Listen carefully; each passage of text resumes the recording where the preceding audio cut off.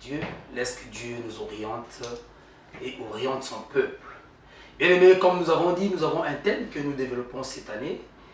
C'est sur Jean 14, le verset 15. Renouvelle leur force, ils montent comme des aigles.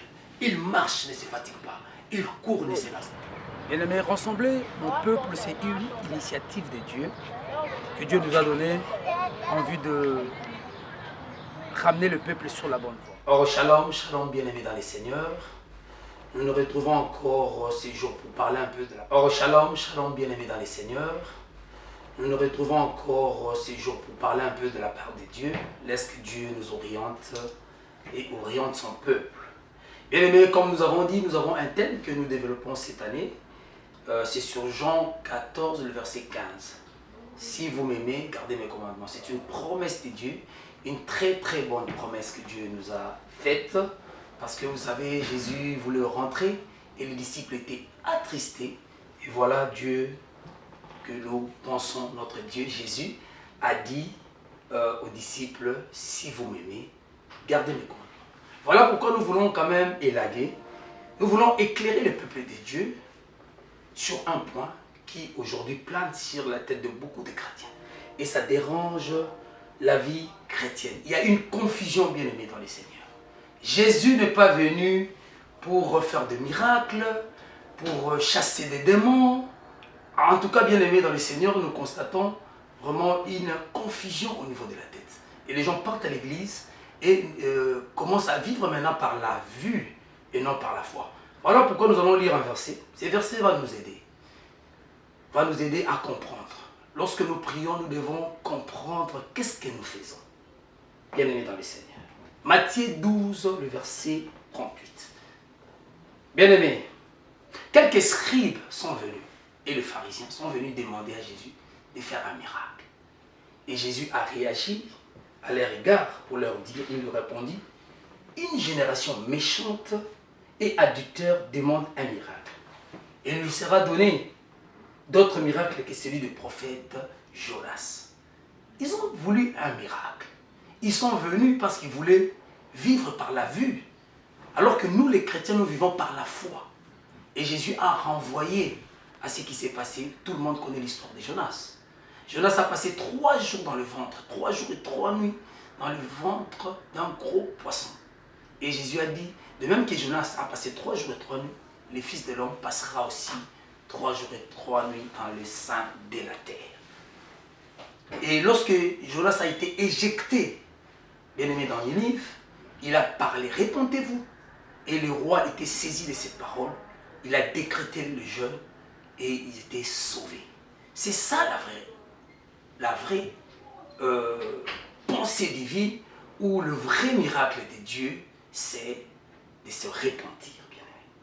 Alors, nous devons toujours savoir que c'est très important en tant que chrétien, savoir que Jésus a apparu pour ôter les péchés du monde. Bien aimé. Vous savez, le premier Adam a péché. Le premier Adam a péché. Il a été placé dans le jardin d'Éden. Lorsque nous lisons Genèse, nous allons voir comment le premier Adam a péché et Dieu était dérangé. Genèse 3, nous commençons, bien aimé, par le verset 20, verset 22. L'Éternel Dieu dit, voici, l'homme est devenu comme l'un de nous, pour la connaissance du bien et du mal. Empêchons-le maintenant d'avancer sa main, de prendre de l'arbre de vie, d'en manger et de vivre éternellement. Lorsque Dieu a placé Adam dans les jardins d'Éden, la pensée c'était de vivre éternellement. Il y avait l'arbre de vie et l'arbre de connaissance du bien et du mal. Dieu a donné à l'homme la possibilité de prendre le fruit de tout ce qui s'est trouvé dans les jardins. Mais il a défendu à l'arbre de connaissance du bien et du mal. Hélas, lui, il a fait un bon choix, d'après lui, parce que Dieu a créé l'homme avec le libre arbitre, le free will que les Américains disent. Et lui, il a fait le choix. Et bien aimé, le péché est entré. Maintenant, la conséquence de l'acte, bien aimé, d'Adam, Dieu a dit, voilà, il est devenu comme nous. On doit l'empêcher maintenant de toucher aux fruits qui étaient à l'arbre du côté. Maintenant, voilà, comme nous lisons le verset 23, nous allons voir, et l'Éternel Dieu le chassa du jardin pour qu'il cultivât la terre d'où il avait été pris. C'est ainsi qu'il chassa Adam et il mit en l'orient du jardin d'Éden le chérubin qui agite une épée flamboyante pour garder le chemin de l'arbre de vie. Et voilà, Jésus est venu maintenant. Parce que le chérubin empêchait, c'était sur le chemin, ils ont placé l'épée pour qu'Adam n'avance pas vers l'arbre.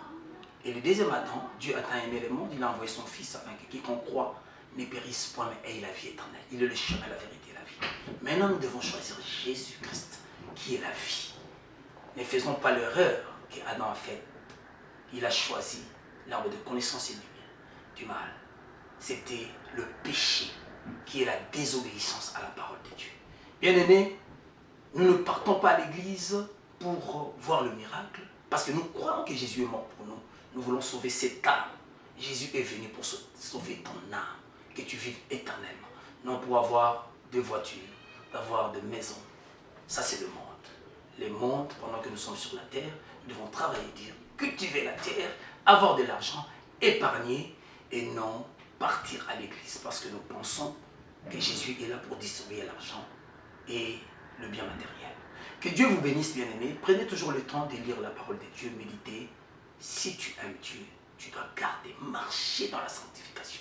Que Dieu vous bénisse, éternel Dieu. Laisse que tout celui qui a été connecté avec nous, qui trouve grâce à tes yeux, et que tu l'ouvres l'esprit spirituel, et tu l'ouvres, Seigneur Jésus, les oreilles spirituelles afin de t'entendre.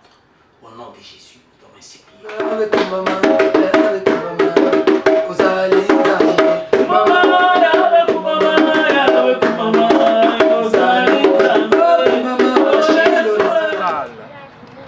C'est dans Jean 8, 32. Vous connaîtrez la vérité.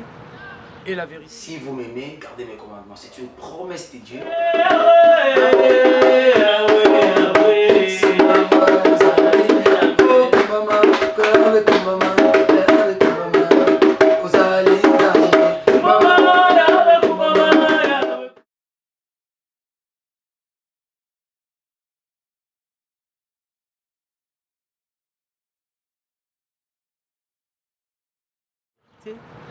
Et la vérité vous affranchira.